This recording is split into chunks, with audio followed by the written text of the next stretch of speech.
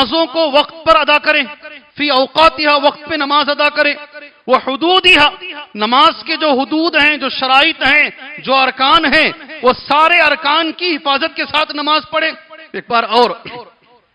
وہ ادائیہا فی اوقاتہا، پھر دوبارہ ابن کثیر کہتے ہیں اسے وقت پر ہی ادا کریں، وقت ٹال کر اسے ادا نہ کیا جائے۔ کما ثبت فی الصحیحین، خود امام ابن کثیر کہتے ہیں جیسے دیکھو صحیح بخاری میں اور صحیح مسلم دونوں میں یہ حدیث ثابت ہے کہ حضرت ابن مسعود رضی اللہ عنہ اللہ کے رسول صلی اللہ علیہ وسلم سے پوچھتے ہیں، سألت رسول اللہ صلی اللہ علیہ وسلم، میں نے اللہ کے رسول سے سوال کیا، ای الاعمال افضل، اللہ کے نبی صلی اللہ علیہ وسلم سب سے افضل عمل کون سا ہے،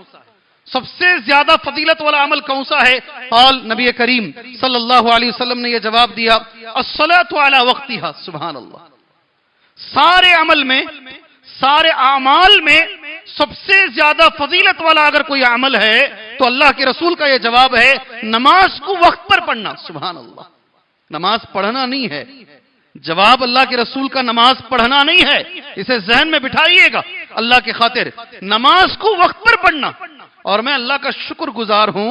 آپ بھی اللہ کے شکر گزار بنے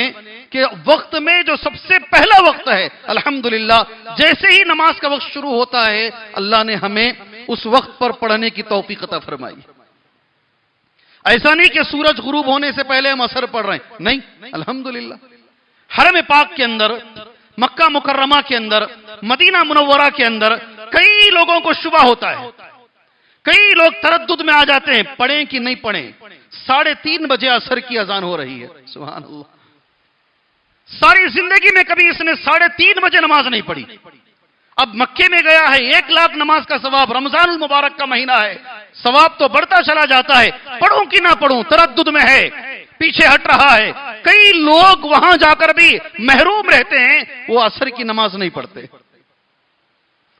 عصر کی نماز۔ اللہ کے رسول نے فرمایا سب سے بڑا عمل، اعمال میں سب سے فضیلت والا عمل اگر کوئی ہے، سبحان اللہ، نماز کو وقت پر پڑھنا ہے۔ پھر ابن مسعود کہتے ہیں پھر میں نے دوسرا سوال کیا نبی کریم صلی اللہ علیہ وسلم سے، ثم ایّن،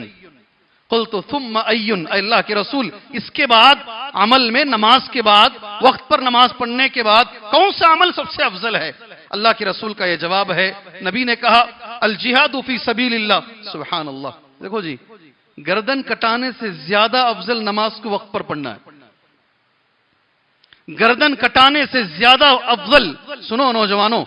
گردن کٹانے سے زیادہ افضل عمل، صحیح بخاری میں بھی حدیث، صحیح مسلم میں بھی حدیث ہے، جی ہاں، بڑی بڑی باتیں کرتے ہیں ہم، ساری دنیا کی فکر ہمارے اندر موجود ہے، جی ہاں، عرب کی بھی ہے، عجم کی بھی ہے، ترکی کی بھی ہے، فلاں کی بھی ہے، ہم سے فجر پڑھی نہیں جاتی، ہم سے فجر پڑھی نہیں جاتی ہے، ہم ساری دنیا کی بڑی بڑی باتیں کرتے ہیں، کانفرنس کرنے والے لوگ، ہمارے علماء، رہنما، معاف کیجئے، رہنما، ہمارے بڑے بڑے لیڈران حضرات، ان سے نماز نہیں پڑھی جاتی ہے اور یہ باتیں بڑی بڑی کرتے ہیں۔ یہاں نبی کہہ رہے ہیں جہاد سے افضل نماز ہے، سبحان اللہ،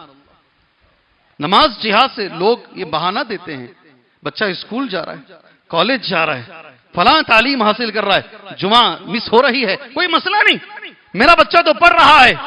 میری بچی تو بالغ بھی ہے، میرا بچہ بالغ بھی ہے، پڑھ رہا ہے۔ یہاں نبی کہتے ہیں اگر تو جہاد میں بھی ہے، جنگ کے میدان میں بھی ہے، تیروں کی برسات بھی ہو رہی ہے، تب بھی نماز معاف نہیں ہے۔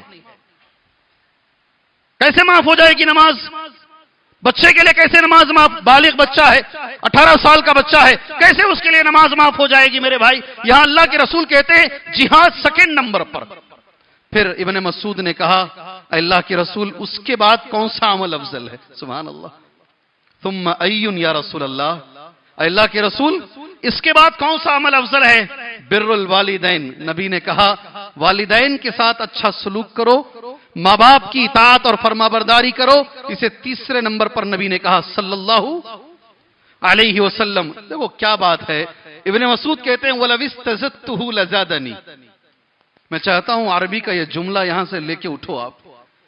وَلَوِ اسْتَزَدْتُهُ لَزَادَنِي، اگر اور ایک سوال کرتا، مزید سوال کرتا تو نبی اور ایک جواب دیتے مجھے، مگر میں یہیں پر اکتفا کیا، میں بس عمل کرنے کے لیے 3 چیزیں نبی نے کہی، میں اس پر اکتفا کرتا ہوں اور مزید میں نے سوالات نہیں کیے۔ وَلَوِ اسْتَزَدتُّهُ لَزَادَنِي، اگر اور مزید پوچھتا تو نبی اور مزید بتاتے۔ میرے بھائیوں، قرآن کی آیت اور اللہ کے رسول صلی اللہ علیہ وسلم کی اس حدیث سے ہمیں پتہ چلا ہے ہمیں نماز کی حفاظت کرنی چاہیے۔